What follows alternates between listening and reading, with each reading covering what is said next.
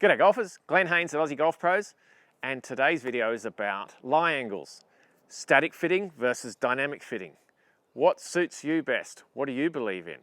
Static fitting is fitting a player for the setup, and dynamic fitting is fitting the player for their swing, for their impact position, getting on the lie board, getting the lie angle just right and flat with the ground at impact.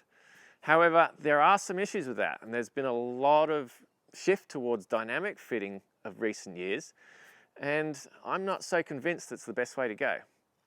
So before we head to the range, if you're new to this channel, then consider subscribing, hitting the little bell in the corner for your notifications of our new videos. We bring out a new video every Thursday, and we look forward to hearing your comments. What do you believe in? Static or dynamic? Let's head to the range.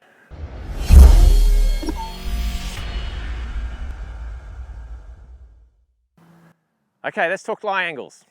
So lie angle is measured by the angle of the shaft going into the club head when the club head is flat on the ground.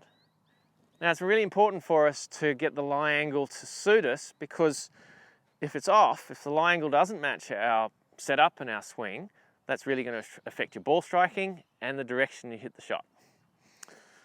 So typically speaking, a tall person's going to have a club that's fairly upright, and the shorter clubs, like the wedge and the 9-iron, they're going to be more upright than your longer clubs, your 3-iron and your driver, because you're further away from the golf ball, and the way that you want the club to sit on the ground is a little different. And typically your height is going to affect that too. So for a short player, clearly this club is way too upright, because the heel of the club is going to dig into the ground, and that's going to really affect our ball striking and our control over the shot. What happens if you're a little bit off? So if you set up with a club that's a little bit too flat, so the toe of the club is digging into the ground, that's going to affect your ball striking as well, but not too much. But the other thing that's going to happen is your alignment's going to be off. So I'll grab a stick here to demonstrate.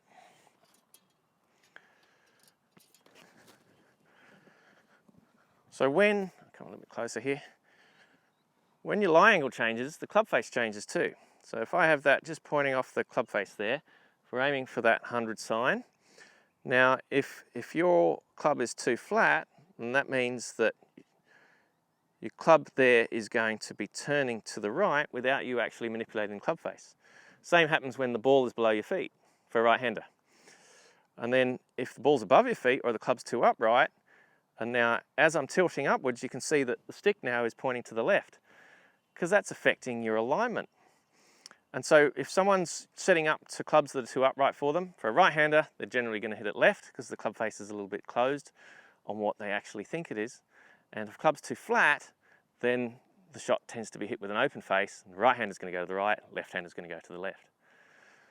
So the question is, do you set up, you get your lie angle set up for your stance and your setup, or do you get a dynamic fitting?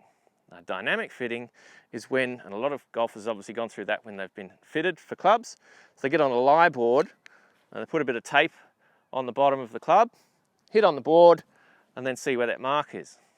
And they obviously want to see that mark right in the middle. That means the club's flat on the ground when you're hitting your shots.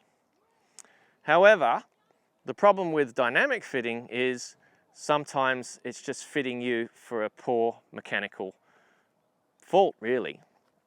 And this is a very common fault. Most golfers tend to get quite high through impact, and realistically that's a very difficult position to hit the ball consistently with. Here's an example of one of my clients, and you can see here at impact really high with the grip, and this player at the time had real trouble in trying to square up the club face, because obviously it's an unnatural position and not very effective and not very connected. I'm happy to report that this player has since, with some help, got the club down a little bit, and now he's hitting the ball a lot more consistently. So how did he get those hands so high? Well, that comes through getting too steep. If the shaft angle is getting too steep into the downswing, or like my player here, he's getting very upright in the follow-through, have a look at his follow-through here, we can see that that really has an effect on what is happening to his lie angle at impact. We want to get that club down which means that we want to get the shaft angle down. We want to get it shallower and flatter, both in the downswing and in the follow through. Not only is that going to help us to get the club flatter on the ground, it's also going to be more powerful and more consistent for us. So it just so happens that my wedge is a little bit off. I've noticed recently that it seems a little bit upright for me. So this is my pitching wedge here, and typically I've been missing the target a fraction to the left, because just looking down on it, the toe of the club just sits off the ground a little bit, and I've had the club face a little bit closed. So let's head into the workshop and see if we can flatten the lie out. Just measuring the lie of my Strixon wedge here, and standard lie angle is 63.5 degrees, and it's at 63.5. So I want it 1 degree flatter, so I'm just going to bend it down to 62.5 degrees. Standard loft is 44, and I've got that at 45.5. So I have my lofts a little bit weaker than standard. Where's that bending bar? Ah, there it is.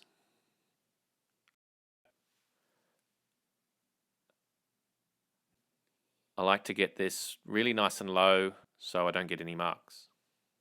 The clubs are really soft, so really nice and low right down to the bottom there, and nice and tightly. So I'm just clamping that up there. I don't want any lofts. I'm going to get the right angle here. Now I'm just going to... It's pretty soft, so I won't need much. So bending down flattens the lie, and pulling up makes it more upright. And I want a little bit flatter. So that didn't take much pressure. I'll just check that now.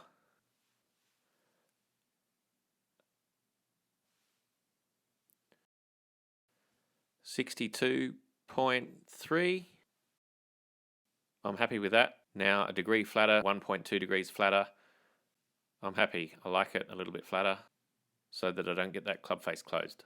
All right, let's head back to the range, see how it goes. Right, back to the range. Club looks a lot more comfortable just sitting down, sitting flatter on the ground. That's going to help me with my alignment. Let's see how it goes.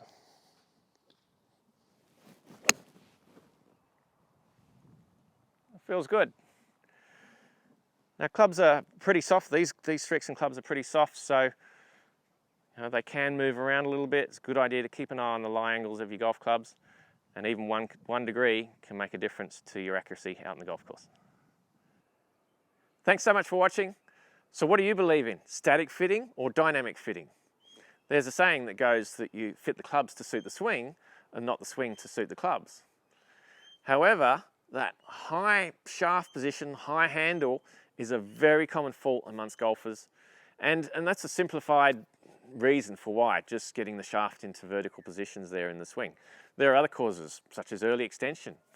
And if you'd like to work on getting rid of your early extension, pop into the corner here. We've got a video and a great drill to help you to get rid of that.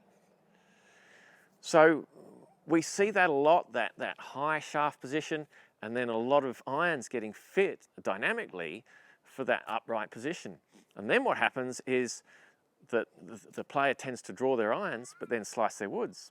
The irons are very upright, it's very easy to close the face, or they're starting very closed at setup. And then with the woods, it's a different matter, and the face is left open.